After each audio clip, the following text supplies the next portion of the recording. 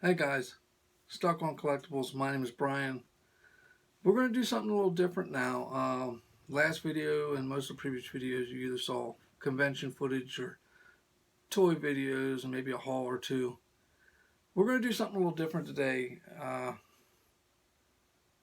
It's questions from the internet. We all get on Facebook, Twitter, Instagram, stuff like that. And people are always asking questions. And sometimes you answer in the post, and sometimes you do this. One of the questions I heard uh, on Facebook the other day on one of the groups, I won't mention the group or any of the people that asked the question, but the question was, do you still collect comic books? And if you don't, what got you out of collecting comic books? Well, first of all, I I started collecting comic books, I would say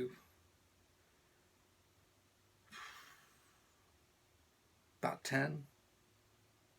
I was about 10 years old when I got my first pack of comic books. And back then, you could go to shops, but in my area, there weren't too many. There wasn't a comic book shop that I knew of. I mean, you had flea markets. You go to the drugstore or the corner store, and they'd have comic books on a rack or on a shelf or something like that. And there was a couple stores, the old five and dime stores, where you could get 3 packs. You get 3 packs, 3 comic books in a pack. And I remember my first 3 titles that I got. I don't remember the one issue of the one, but in the 3 pack, I bought it because it had a Buck Rogers comic book. I think it was Gold Key Comics. It was based on the television show. The other side was a Bugs Bunny cartoon comic book, and inside was an Avengers comic book. And I want to say it was an early comic book. I mean, for back in the 80s. It was probably in the hundreds or even lower. I don't remember. I basically got it for the Buck Rogers comic book. We were going on a trip, and they said get something to read, and it's like I like Buck Rogers. So those were my first 3 comic books. Now to answer the question, yes, I still do. I still do collect comic books. Not as much as I did when I was growing up. I mean, when I started working at age 15, half of my paycheck would be going to collecting comics. I actually found a comic book store that I would walk to. It would take me an hour to walk to from where I lived to where the comic book store was. I mean, you had to cross a major highway, cross some railroad tracks, uh, cross to a big development, and then another major road, and there it was. He's no longer in business, I'm sorry to say. I think he had passed, probably about a good 10, 15 years ago. And I do not even remember his name. He was a decent guy, and he helped me a lot with my collecting. I mean, back then I was collecting mostly Marvel, a few DC titles. Uh, Basically, it was G.I. Joe, Transformers. I did the Thundercats, Avengers, X-Men, West Coast Avengers when they came out. Uh, one or two main titles of Justice League. I was big into the team comics. Uh, but he was able to find me a lot of my comic books that I needed. For X Men, uh, the lowest I've ever got was 13, first appearance. I think it was a Juggernaut. There was 2 issues with the Juggernaut, and then the next one I had was the first appearance of Sentinels. Now those books were not in mint shape by any means. I got them at auctions, like a regular auction house. They came in lots. You get them pretty cheap. They were probably a 3.0 to maybe a 5.0 back in the day. But you got to remember, comic books back in those periods, they didn't have bags and boards to put them in. So keeping a comic book in good shape is pretty difficult. But to get them in hand and to be able to read them in your hand, that was awesome. Now, like I said, I started when I was younger. I collected comic books mainly up I'm going to say till I was about 25, 27, somewhere in between that range, when toys took over mostly. I mean, when I was younger, when I was about 15, that's when I got into inbox collecting on toys. Uh, my grandfather would go flea marketing and auctions and stuff like that, and I always went with him. And that's another story, but that's how I got into that. But comic books, when I got to about 25, 26, I had a box at Comics Connections. It's a comic book store in Mechanicsburg, Pennsylvania. Awesome place. Awesome place. Um, they had a place in the mall, and then they moved to their own spot later on.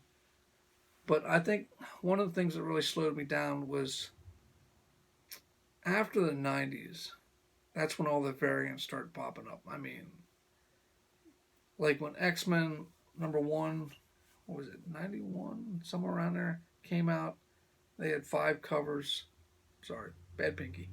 And from then on, variants have just exploded. Nowadays, you'll get the regular release of the comic book. Sometimes there's 2 covers, sometimes 3 covers. And then later on, they'll have artists doing variant covers. And some of those variant covers can run you anywhere from $5 to $100. And to me, that's just ridiculous. When I got into collecting comic books, I got into reading the stories. And when I was that age, even condition didn't bother me. Because basically, you wanted to read a story. And nowadays, comics has become like its own little market management thing. People think, oh, I get this variant, I paid $50, next year it'll be worth $100, $200. Or we get it slabbed. Oh, yeah, it's a $4 comic book, but it's got this appearance of this one. Next thing you know, it's $300 for a slab. And to me, that's not what comics was all about. Don't get me wrong, I have a couple slabs. I do. And the reason why I bought them as slabs is because I liked the cover. The cover for the artwork was awesome. I got a few G.I. Joe. I got one Transformer. I just lost a Thundercat the other night on eBay, which, finding a Thundercat, any from the Star Series, slabbed is like impossible. But I lost #2 the other night. I got up to like $60. I think it ended like $100 some dollars. I already have a copy of #2, but the artwork on it was impressive. So, and I can see the appeal of slabbing. Yeah, if you're into the making of money, if you get like the first appearance of so and so, and boom, suddenly he's on the MCU or a DC movie, the value goes way up. Like, I don't remember which number it is, and I know a lot of people have been selling it lately, but I have a copy of the first appearance of Taskmaster from the Avengers, and I have not checked the value. I really don't care what the value is. Mine's probably about a 7.5, 8.0, maybe even higher. I bought it brand new. I read it once. It's in a bag with 2 backer boards, so in a box. But that's one of the reasons why I don't buy as many comic books as I used to. I don't have a box anywhere anymore. I do stop by my local comic shop probably 4 or 5 times a year. Nowadays, if I want to read a comic book, I'm not big on online reading because, to me, you want to touch the book. That's part of reading comic books. You want the book in hand. So they have stores like Ollie's, other stores, and they do graphic novels and the combined things. And I've been buying a few of them here and there, and if I like it, I keep it. If I don't, it goes on my eBay store.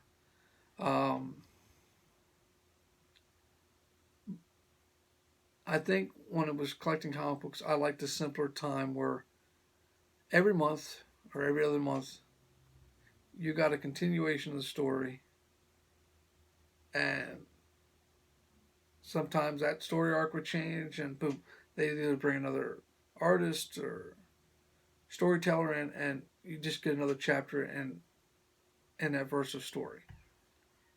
And then when it comes to rebooting everything, oh man, you just lose track of everything. I mean, with the Justice League, they've rebooted it a couple times, the X-Men a couple times. I mean, like with the Avengers, when they wanted to regroup it, redo it in the 80s and early 90s, they just changed the team members. You didn't just stop the book and then start book one.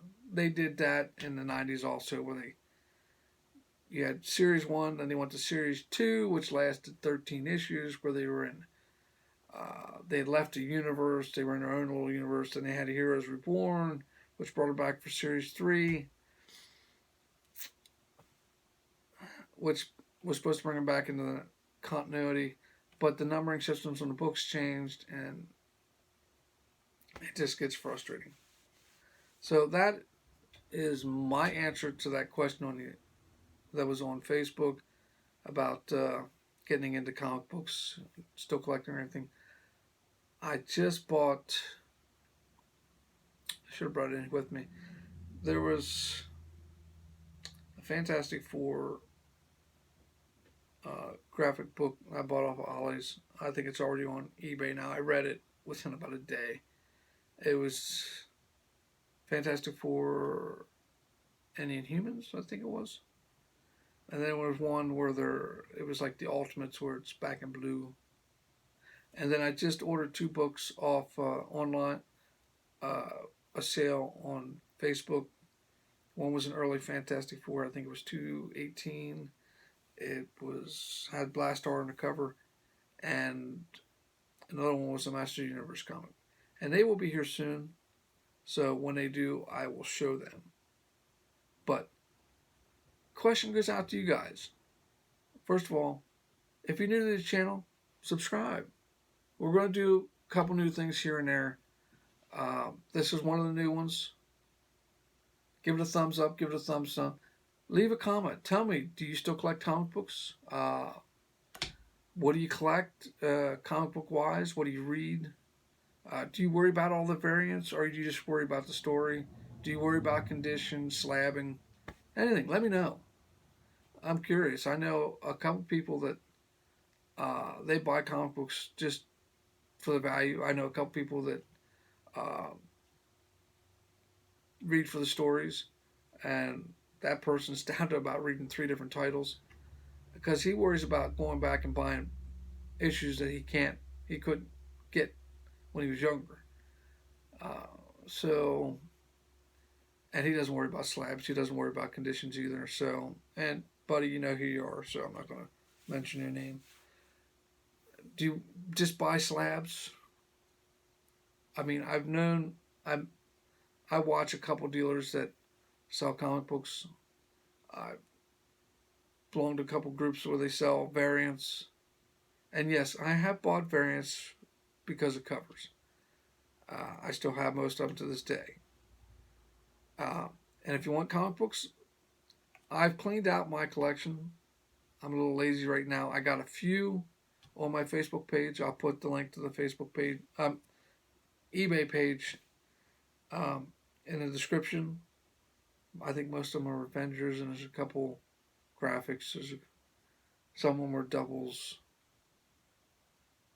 Yeah, never give a list to people when you want them to buy a comic book. Sometimes you have to put doubles. Yeah, that's a video for this. So, for me, if I could get back into collecting comic books, I would probably get back into G.I. Joe, which I've picked up a couple copies here and there, and Transformers not so much, but I'd probably get back into the Avengers. Avengers was always big for me. I think the lowest I got on Avengers was, I think, 24 or 25. I would have loved to have gotten lower, but X-Men I got lucky on. Defenders, I had a number 1. Spider-Man,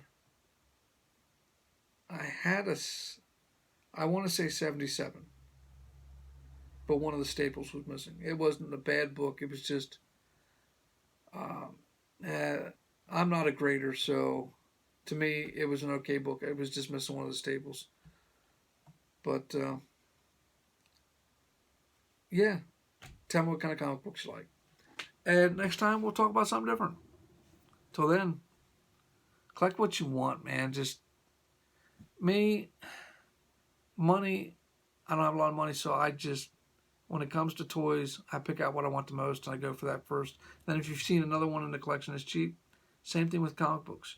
You go to your local comic book store or you go to a flea market or something like that, or even a con. They always have dollar bins or $2 bins. So that's the way to go. Till next time.